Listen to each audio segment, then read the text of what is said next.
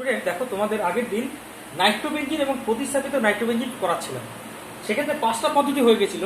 আজকে 6 নম্বর পদ্ধতি ফেনল থেকে।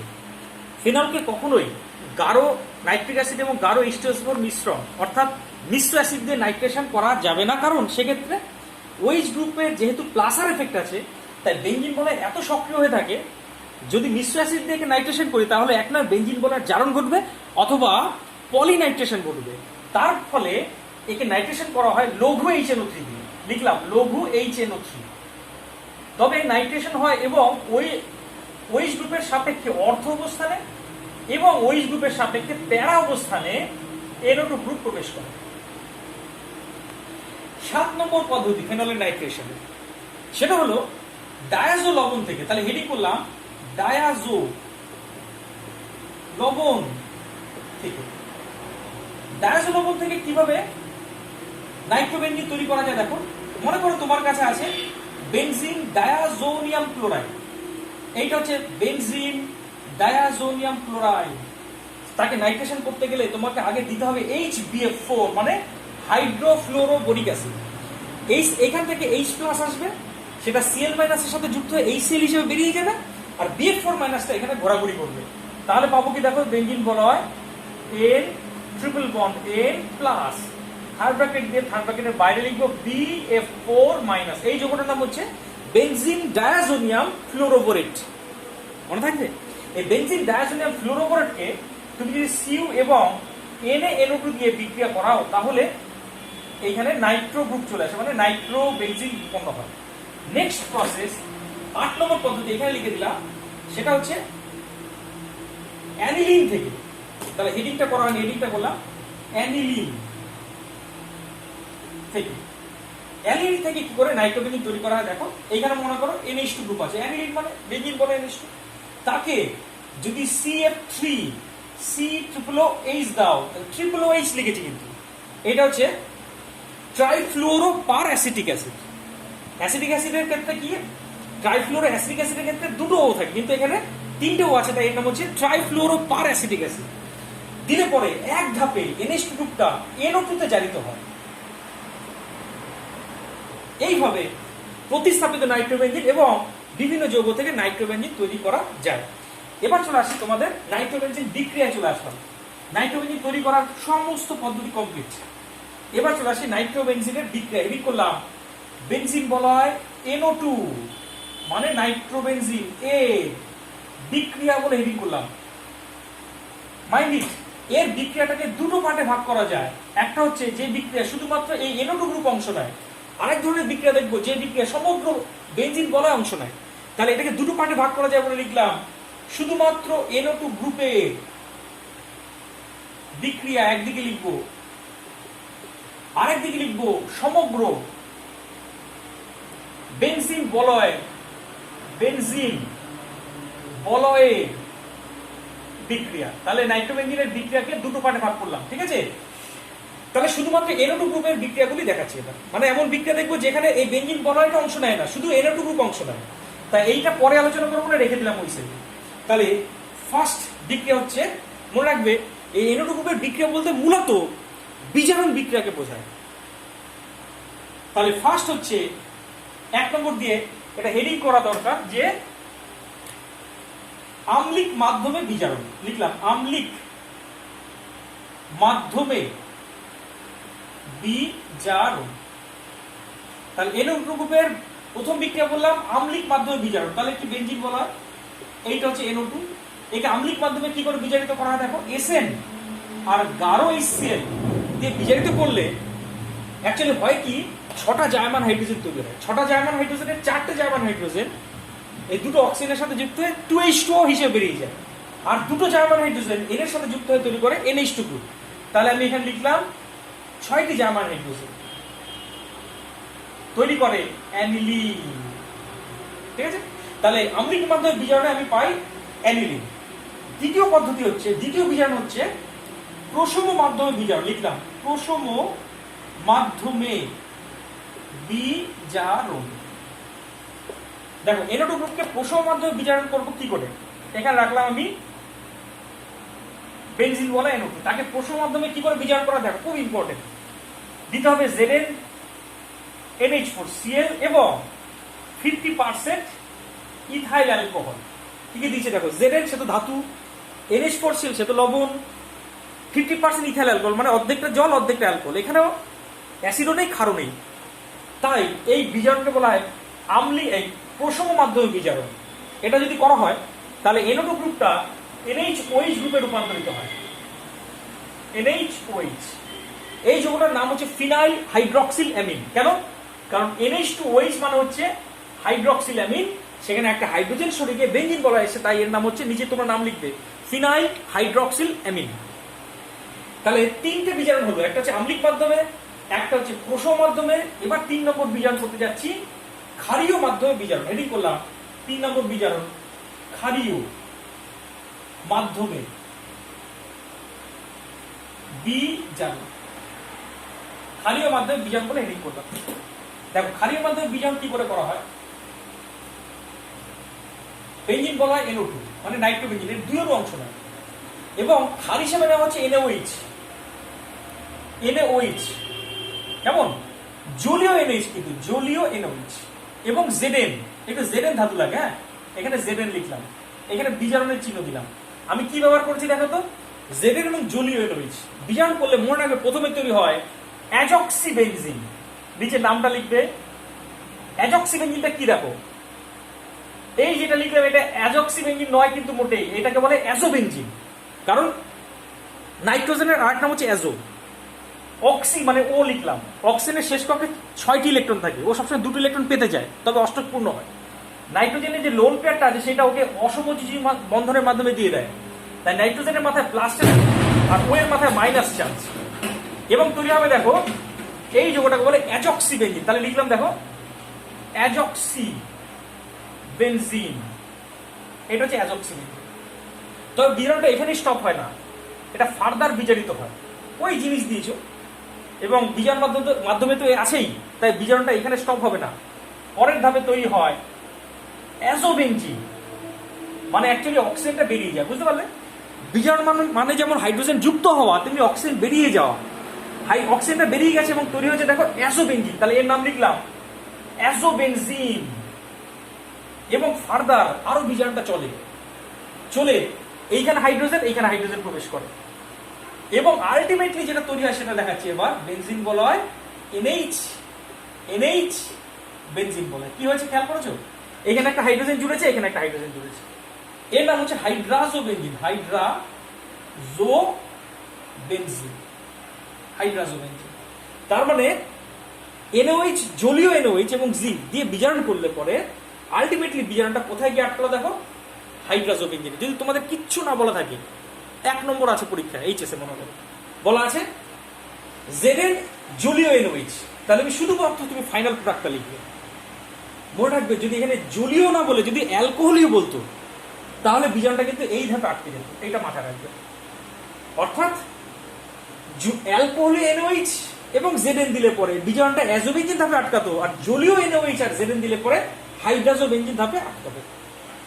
আচ্ছা, এবার চলে আসি 4 নম্বর বিজারণ। 3 নম্বর বিজারণ হয়ে গেল, এবার 4 নম্বর বিজারণটা কি দেখো।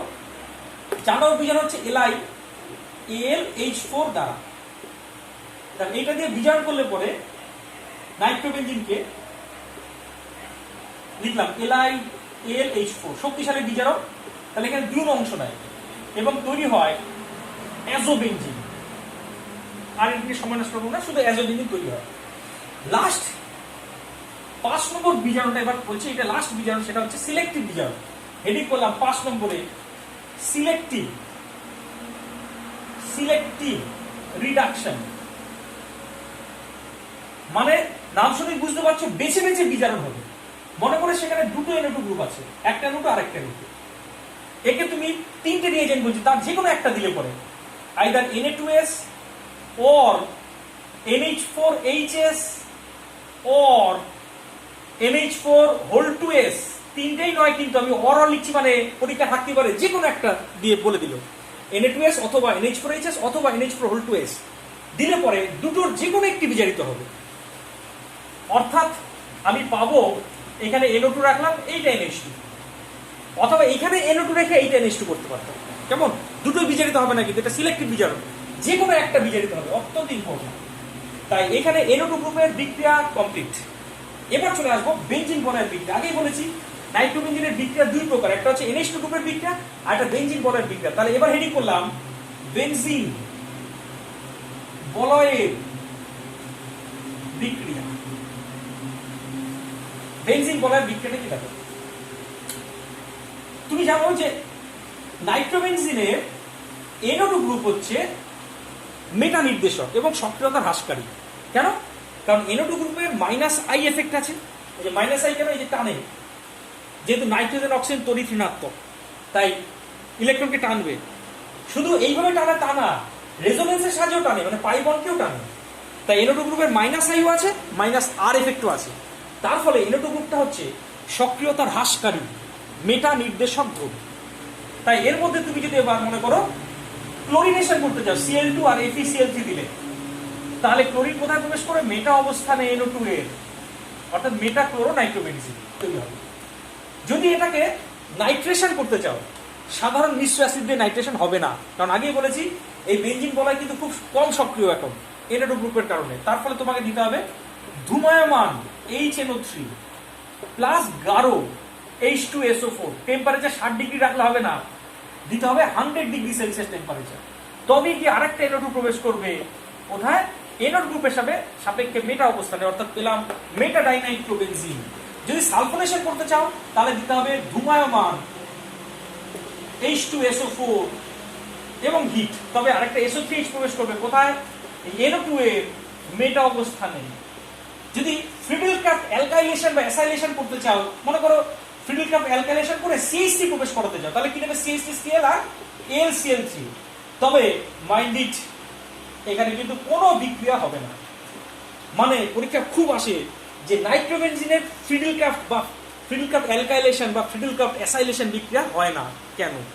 কারণটা বলছি দেখো। তুমি জানো ফ্রিডেলক্রাফট বিক্রিয়ায় যে ইলেকট্রোফাইল তৈরি হয় সেটা হচ্ছে আইদার R+ অর RCO+। যদি অ্যালকাইলেশন হয় তাহলে R+, আর যদি অ্যাসাইলেশন হয় তাহলে RCO+। এরা খুব দুর্বল ইলেকট্রোফাইল। NO2 গ্রুপের -I এবং -R এফেক্টের ফলে বেনজিন বলয়টি এত নিষ্ক্রিয় হয়ে যায় যে ফ্রিডেলক্রাফট বিক্রিয়া উৎপন্ন দুর্বল ইলেকট্রোফাইল R+ এবং RCO+ বেনজিন বলয়ের সাথে যুক্ত হতে পারে না। তাই নাইট্রোবেনজিনের ফ্রিডেলক্রাফট অ্যালকাইলেশন বা ফ্রিডেলক্রাফট অ্যাসাইলেশন বিক্রিয়া হয় না। তাই নাইট্রোবেনজিনের সমস্ত বিক্রিয়া কমপ্লিট। এবার চলে আসি নাইট্রোবেনজিনের শনাক্তকরণ। তাহলে হেডিং করলাম নাইট্রোবেনজিন এর, এটা নাইট্রোবেনজিন এর শনাক্তকরণ। নাইট্রোবেনজিনের শনাক্তকরণে চলে আসবে। দেখো একে দুভাবে শনাক্ত করা যায়। এক হচ্ছে অ্যাজোডাই টেস্টের মাধ্যমে, অ্যাজোডাই টেস্ট দ্বারা। অ্যাজোডাই টেস্টটা কি? দেখো প্রথমে নাইট্রোবেনজিনকে আম্লিক মাধ্যমে বিজারিত করে অ্যানিলিনে রূপান্তরিত করা হয়। কি কি দেওয়া হয়? গাঢ় HCl SN। তাহলে দেখো বিজারণ করবে, একটু আগে দেখালাম আম্লিক মাধ্যমে বিজারণ করলে তৈরি করা হয় অ্যানিলিন। এবার এই অ্যানিলিনকে ডায়াজোডাইজ করা হয়, মানে এর সাথে HNO2 বিক্রিয়া করানো হয়।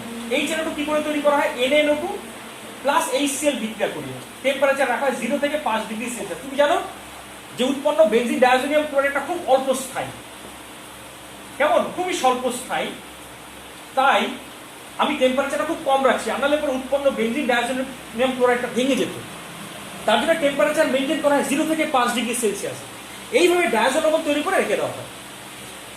একটা টেস্ট টিউব নিয়েছো মনে করো, সেই টেস্ট টিউবের মধ্যে প্রথমে মনে করো এখানে নাইট্রোবেনজিন ছিল, ঠিক আছে? তাকে প্রথমে তুমি আম্লিক মাধ্যমে বিজারণ করেছো, পরে NO2টাকে NH2 করেছো, তারপরে আবার তাকে HNO2 দিয়েছো। HNO2 মানে কি? NaNO2 HCl মিশিয়ে দিয়েছো, দিয়ে তাহলে সেটা কিসে পরিণত হয়ে গেছে? দেখো বেনজিন ডায়াজোনিয়াম ক্লোরাইডে পরিণত হয়ে বসে আছে। এবার অপর একটা টেস্ট টিউবে তুমি নেবে ক্ষারীয় বিটা ন্যাপথল। সেটা কেন? এইটা হচ্ছে ন্যাপথলিন, তাহলে এইটা আলফা পজিশন, এটা বিটা পজিশন। সেখানে যদি ওইস থাকে এটাকে বলে ন্যাপথল, বিটা ন্যাপথল। এটা লিখলাম বিটা ন্যাপথল। একে দেবো NaOH মানে ক্ষার। তাহলে এই OH এর H+ আর NaOH এর OH- জল হিসেবে বেরিয়ে যাবে এবং পাবো ক্ষারীয় বিটা ন্যাপথল। তাহলে এখানে লিখলাম দেখো ONA। এবার মনে রাখবে এই অবস্থানটা খুব সক্রিয়, রেজোনেন্সের কারণে এখানে অনেক ইলেকট্রনের ঘনত্ব বেশি আছে। তাই এবার অপর একটা, মানে এই যে এই আমি এবার ছবির সাহায্যে দেখাচ্ছি, এর প্র্যাকটিক্যালও আছে তোমাদের, তাই এইভাবে দেখাচ্ছি। তাহলে অপর টেস্ট টিউবে কি নিয়েছিলেন? আগের তো টেস্ট টিউবে এইভাবে পড়ে আছে, হ্যাঁ, ডায়াজো লবণ। অপর টেস্ট টিউবে কি নিয়েছো? ক্ষারীয় বিটানপ্থল নিয়েছো। এবার এই টেস্ট টিউবের মধ্যে এই টেস্ট টিউবটাকে ঢেলে দেবো, মানে ক্ষারীয় বিটানপ্থলটাকে এর মধ্যে ঢেলে দেবো। তাহলে এবার কিভাবে কি বিক্রিয়া হচ্ছে দেখো। তাহলে কি করলাম? আগে ডায়াজোটাইজ করে ডায়াজো লবণ তৈরি করছি, এবার ক্ষারীয় বিটানপ্থল করে রেখেছি, এবার ঢেলে দিচ্ছি, মানে এর সাথে এর বিক্রিয়া হবে। কিভাবে বিক্রিয়াটা এখানে দেখাচ্ছি। এইটা হচ্ছে ক্ষারীয় বিটানপ্থল ও এনে এই অবস্থা খুব অ্যাক্টিভ, তার মধ্যে ঢেলে দিয়েছো এই যে ওটা এন ডবল ওয়ান এন, এইখানে কিন্তু প্লাস চার্জ আছে মাইনাস, মাইনাস সিএল মাইনাস ঘোরাঘুরি করছে। তাহলে এই অবস্থানটা গিয়ে এখানে যদি ইলেকট্রনের ঘনত্ব বেশি আছে এই জায়গাটা ধরবে এবং তৈরি হবে কি দেখো, এই তৈরি হওয়া যৌগটা এখানে লিখছি, অন্য কালি দিয়ে ইউজ করছি, এখানে ও এন এ, আর এইখানে জুড়েছে কোনটা দেখো, এন ডবল বন্ড এন, এই যৌগটা তৈরি হচ্ছে। এটা উজ্জ্বল লাল বর্ণের, লিখলাম উজ্জ্বল লাল বর্ণের, এটা বলে বর্ণের অ্যাজোডাই। অ্যাজোডাই উজ্জ্বল লাল বর্ণ দেখে বুঝতে পারবো অ্যাজোডাই তৈরি হয়েছে, তার মানে যৌগটা ছিল নাইট্রোবেনজিন। তাহলে নাইট্রোবেনজিনকে প্রথমে অ্যানিলিন করা হয়েছে, তাকে ডায়াজো লবণে পরিণত করা হয়েছে, তার সাথে যুক্ত করা হয়েছে ক্ষারীয় বিটানপ্থল, যুক্ত করে উজ্জ্বল লাল বর্ণের একটা অধক্ষেপ তৈরি হয়েছে এবং এই বিক্রিয়ার সাহায্যে নাইট্রোবেনজিনকে শনাক্ত করা যায়। কিন্তু এটা মনে রাখবে, এই পদ্ধতিটা কিন্তু নাইট্রোবেনজিন শনাক্তকরণের পরোক্ষ পদ্ধতি। তাহলে কি পরীক্ষাটা বললাম তোমরা লিখে নাও। প্রথমে নাইট্রোবেনজিনকে বিজারিত করে অ্যানিলিনে রূপান্তরিত করা হয়, তারপরে তাকে HNO2 সাথে বিক্রিয়া করে ডায়াজো লবণে তৈরি করে রূপান্তরিত করে তার সাথে ক্ষারীয় বিটানপ্থলের বিক্রিয়া করিয়ে উজ্জ্বল লাল বর্ণের অ্যাজোডাই উৎপন্ন করা হয়। এই বিক্রিয়ার সাহায্যে নাইট্রোবেনজিনকে শনাক্ত করা হয়। অত্যন্ত ইম্পর্টেন্ট বিক্রিয়া। তবে এই বিক্রিয়াটি, এই পদ্ধতির কিন্তু নাইট্রোবেনজিন শনাক্তকরণের পরোক্ষ পদ্ধতি, কারণ এটা অ্যাকচুয়ালি নাইট্রোবেনজিন শনাক্তকরণের পদ্ধতি নয়, একে NH2 গ্রুপে রূপান্তরিত করে, মানে অ্যানিলিনে রূপান্তরিত করে NO2 কে শনাক্ত করা হয়েছে। অ্যাকচুয়ালি এটা অ্যানিলিন শনাক্তকরণের পদ্ধতি।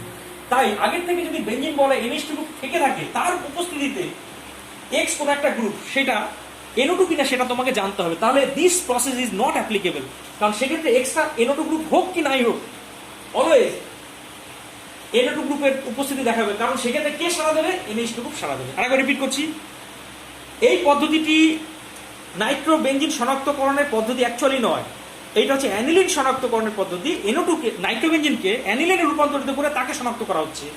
তাই আগের থেকে যদি NH2 গ্রুপ বেনজিন বলায় থাকে, তার প্রেজেন্সে কোনো একটা গ্রুপ NO2 কিনা সেটাকে এই পদ্ধতিতে জানা সম্ভব নয়। তার জন্য যে পদ্ধতিটা করা হয় সেই পদ্ধতি হচ্ছে মুলিকেন বার্কারের পদ্ধতি। এবার করাবো নাইট্রোবেনজিন শনাক্তকরণের অপর পদ্ধতি, মানে লিখলাম মুলিকেন বার্কার এর পদ্ধতি। মুলিকেন বার্কারের পদ্ধতি কি করা হয় দেখো, নাইট্রোবেনজিনকে প্রথমে প্রশম মাধ্যমে বিজারিত করা হয়, Zn NH4Cl এবং 50% ETOH দিয়ে বিজারিত করে ফিনাইল হাইড্রক্সিল অ্যামিনে রূপান্তরিত করা হয়। এই যৌগটার নাম হচ্ছে ফিনাইল হাইড্রক্সিল অ্যামিন।